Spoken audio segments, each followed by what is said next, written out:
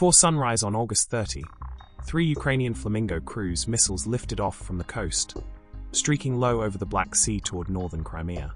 Their target, a Federal Security Service border outpost near Armyansk, a site Russia has operated since seizing Crimea in 2014. Within minutes, the main administrative building was hit, flames and smoke rising as secondary explosions rippled through the compound. Satellite imagery later showed scorched ground and structural damage, while Russian sources admitted 1 serviceman killed and 6 military hovercraft damaged or destroyed. This was the Flamingo's first confirmed combat use, and it landed a blow not just on a physical facility, but on the perception of Russian security in occupied Crimea. The Flamingo is Ukraine's newest domestically built cruise missile, with a range of over 3,000 kilometers, a warhead exceeding 1 metric ton, and resistance to electronic jamming. It's designed for rapid deployment, and unlike Western-supplied long-range weapons, it carries no restrictions on striking targets inside Russian-held territory. By hitting an FSB post, Ukraine signaled that even high-value, politically sensitive sites are now within reach. The choice of target was symbolic. The FSB is Russia's main internal security and intelligence agency, the successor to the KGB, and a key instrument of control in occupied areas. The outfall was immediate. Russian military bloggers expressed shock that such a strike could penetrate Crimea's layered air defenses.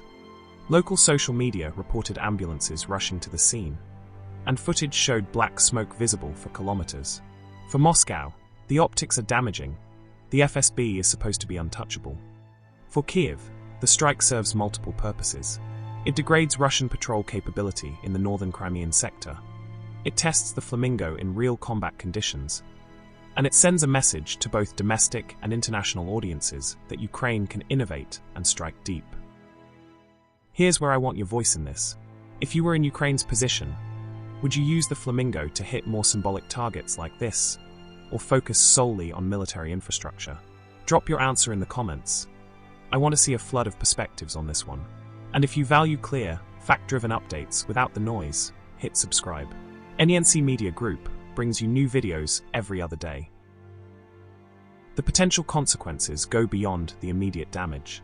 First, Russia will likely divert more air defense assets to Crimea, thinning coverage elsewhere.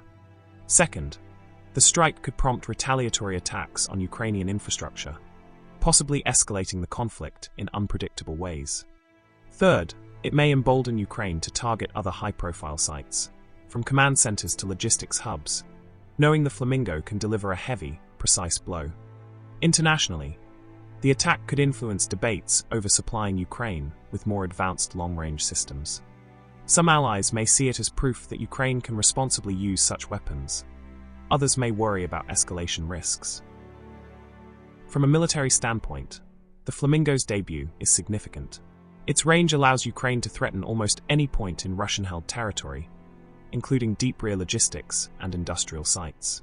Its payload means fewer missiles are needed to achieve the same effect as multiple smaller strikes, and its domestic production insulates it from foreign political constraints. For Russia, the challenge is twofold: adapt defenses to a new threat, and reassure both troops and civilians in Crimea that they remain secure. That's easier said than done when a high-profile security post has just been destroyed. In the days ahead, watch for changes in Russian naval patrol patterns in the northern Black Sea, increased air defense deployments in Crimea, and possibly more aggressive Russian strikes on Ukrainian coastal areas. Also watch for Ukrainian messaging. If they release more launch footage or satellite images, it's a sign they want to amplify the psychological impact.